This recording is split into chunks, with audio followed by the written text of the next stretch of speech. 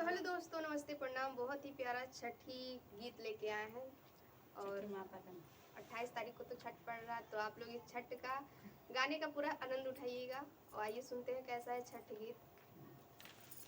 छठी माई के नेवता पाठवानी, नेवता करी स्वीकार, नेवता करी स्वीकार।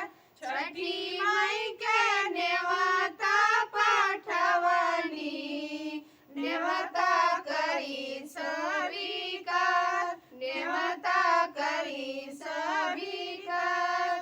गैया के गोबर मांगवानी, दियली अंगनाली पाय, दियली अंगनाली पाय। गैया के गोबर मांगवानी, दियली अंगनाली पाय, दियली अंगनाली पाय।